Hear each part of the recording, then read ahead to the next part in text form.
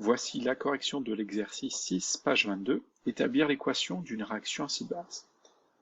En mélangeant une solution d'hydrogénocarbonate de sodium contenant deux ions, Na+, plus HCO3-, avec du vinaigre, le vinaigre c'est une solution contenant de l'acide éthanoïque, une réaction acide-base a lieu. On observe alors une effervescence, donc c'est ce qui est mis ici, visible ici sur la photo. On voit des petites bulles se former et on les voit un petit peu aussi remonter. Donner la formule chimique de l'acide éthanoïque. Donc vu en première, l'acide éthanoïque, acide OX, c'est une fonction acide carboxylique, pardon.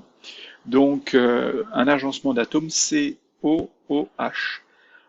Ensuite, vu que on part de l'éthane, ici acide éthanoïque, éthane, ça veut dire qu'il y a deux carbones dans cette molécule. Donc le C de COOH et on va rajouter un CH3. Donc ça va faire CH3COOH ou CH3CO2H. Ensuite, écrire les couples acide-base mis en jeu au cours de la transformation. Donc on a ici donc l'acide éthanoïque, c'est un acide, hein, c'est dit dans le titre, hein, c'est dit dans son nom. Donc l'acide éthanoïque va pouvoir perdre un ion H+, donc il va se transformer en CH3COO-, et c'est le H qui est ici qui doit être perdu, parce que c'est la fonction COOH qui est la fonction acide carboxylique. Donc c'est cette partie-là de la molécule qui donne la fonction acide. Donc c'est ce H qui est appelé l'hydrogène acide. Donc qui va être libéré, qui va être perdu.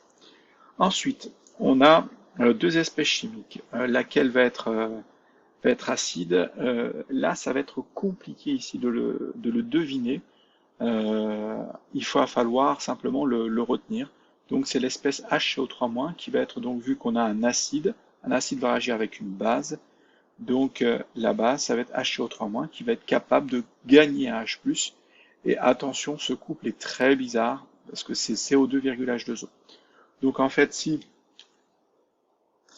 on va là, je vais vous expliquer cette formule. Donc on a HCO3-,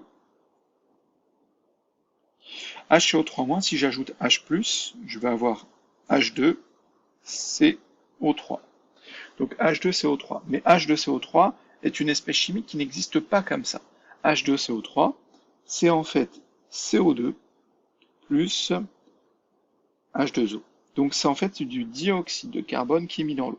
Et regardez bien, j'ai bien 2 oxygènes plus 1, ça fait 3 oxygènes. J'ai un carbone, 2 hydrogènes, 2 hydrogènes.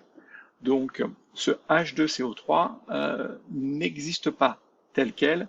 C'est en fait, on le dit, que c'est du dioxyde de carbone dissous dans l'eau. Donc on fait CO2,H2O, pas forcément H2O,CO2, c'est dans le sens inverse. Mais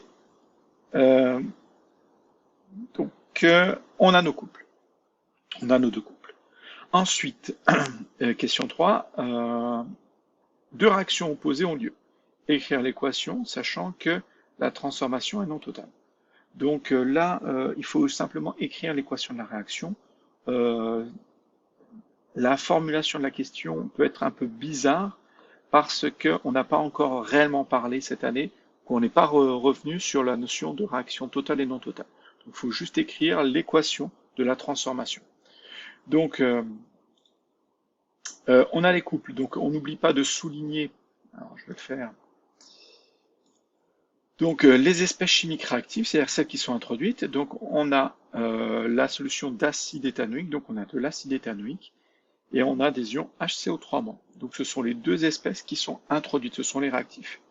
Donc il faut commencer par les écrire en premier dans les demi-équations. Donc on a CH3COOH ou CO2H, c'est la même chose, est égal à, donc l'acide est égal à la base plus H+. Le H+, est toujours du côté de la base. Et ici, on va commencer par écrire HCO3-, c'est la base, donc c'est HCO3- plus H+, va donner CO2,H2O. HCO3- plus H+, est égal à CO2,H2O. Donc en fait, le fait de souligner l'espèce chimique qui est introduite au départ nous permet de bien penser à l'écrire en premier. Si c'est un acide, on met l'acide égale base plus H+. Si c'est la base, on fait base plus H+, égale acide. Ensuite, on va additionner. Donc on additionne les réactifs entre eux.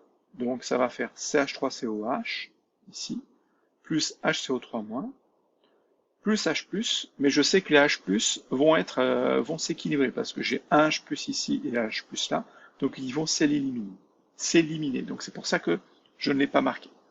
De l'autre côté, j'aurai CH3COH, CO-, pardon, plus CO2,H2O. Donc voilà l'équation de la réaction.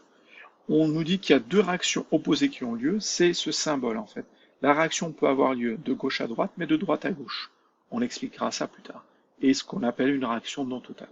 Donc, si vous revoyez un énoncé comme ça, il suffit simplement de réécrire l'équation avec cette double flèche. Pas un signe égal, mais une double flèche. Et si la réaction est totale, dans ce cas, vous mettez qu'une flèche de gauche à droite. Ensuite, justifier l'effervescence observée. Lors de la réaction, on produit du dioxyde de carbone qui est dissous. Mais s'il est produit en grande quantité, ce dioxyde de carbone dissous va repasser dans l'air, d'où l'effervescence. Donc l'effervescence est due à la présence de dioxyde de carbone gazeux.